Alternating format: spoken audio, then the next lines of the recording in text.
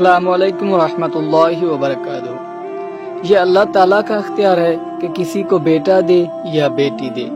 اس دنیا میں کسی کو طاقت کا کوئی عمل دخل نہیں ہے کہ وہ کسی ماں کو بولے کہ اس کے پیٹ میں موجود بچے کا جنس اس کے اختیار میں ہے۔ یاد رہے کہ بیٹا ہوگا یا بیٹی، اس کا علم تو صرف اللہ ہی کو ہوتا ہے، البتہ اس کے پیچھے ہمارے پیارے آقا حضرت محمد صلی اللہ علیہ وسلم نے کیا حکمت بتائی ہے۔ بیٹا کس صورت میں پیدا ہوتا ہے اور بیٹی ہونے کی وجہ کیا ہوتی ہے۔ یہ حکمت کہ بیٹا کب پیدا ہوتا ہے اور بیٹی کب پیدا ہوتی ہے، پیارے آقا حضرت محمد صلی اللہ علیہ وسلم کی ایک طویل حدیث میں بیان ہوئی ہے، جس میں یہودی کے سوال کے جواب میں اللہ کے رسول صلی اللہ علیہ وسلم نے یہ حکمت بتلائی ہے۔ اس لیے آپ کو وہ مکمل روایت بتاتے ہیں جو کہ یوں نقل کی گئی ہے۔ حضرت صوبان کہتے ہیں کہ میں رسول اللہ صلی اللہ علیہ وسلم کے پاس کھڑا تھا۔ یہودی عالموں میں سے ایک عالم آیا اور وہ بولا، السلام علیکم یا محمد۔ میں نے اس کو ایسے زور سے دھکا دیا کہ وہ گرتے گرتے بچا۔ وہ بولا کہ تو مجھے دھکا کیوں دیتا ہے؟ میں نے بولا کہ تو نبی صلی اللہ علیہ وسلم کا نام لیتا ہے، محمد صلی اللہ علیہ وسلم کیوں نہیں کہتا؟ وہ بولا کہ ہم اس کے نام سے پکارتے ہیں جو اس کے گھر والوں نے رکھا ہے۔ رسول اللہ صلی اللہ علیہ وسلم نے فرمایا، میرا نام جو گھر والوں نے رکھا ہے وہ محمد صلی اللہ علیہ وسلم ہے۔ یہودی نے کہا کہ میں تمہارے پاس کچھ پوچھنے کو آیا ہوں۔ رسول اللہ صلی اللہ علیہ وسلم نے فرمایا، بھلا میں اگر تجھے بتا دوں تو مجھے فائدہ ہوگا۔ اس نے کہا کہ میں اپنے دونوں کانوں سے سننا چاہتا ہوں۔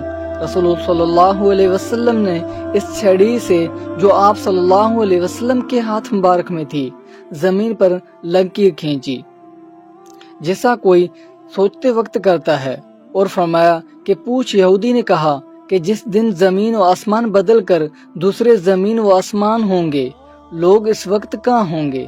رسول صلی اللہ علیہ وسلم نے فرمایا، لوگ اس وقت اندھیرے میں پلسرات پر کھڑے ہوں گے۔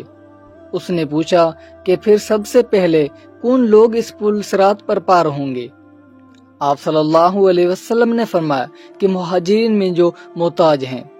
مہاجرین سے مراد وہ لوگ ہیں جو نبی صلی اللہ علیہ وسلم کے ساتھ گھر بار چھوڑ کر نکل گئے اور فقر و فاقہ کی تکلیف پر صبر کیا اور دنیا پر لات ماری۔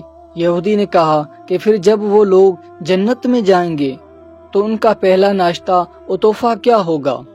آپ صلی اللہ علیہ وسلم نے فرمایا کہ مچھلی کے جگر کا ٹکڑا جو نہایت لذیذ ہے۔ اس نے کہا کہ پھر صبح کا کھانا کیا ہوگا؟ آپ صلی اللہ علیہ وسلم نے فرمایا، ان کے لیے وہ بیل کاٹا جائے گا جو جنت میں چرا کرتا تھا۔ تو اس نے پوچھا کہ یہ کھا کر وہ کیا پیئیں گے؟ آپ صلی اللہ علیہ وسلم نے فرمایا کہ سلسلبیل نالی چشمے کا پانی۔ اس یہودی نے کہا کہ آپ صلی اللہ علیہ وسلم نے سچ فرمایا، اور میں آپ سے ایک ایسی بات پوچھنے آیا ہوں جس کو دنیا میں کوئی نہیں جانتا سوائے نبی صلی اللہ علیہ وسلم کے، یا شاید ایک دو آدمی اور جانتے ہوں۔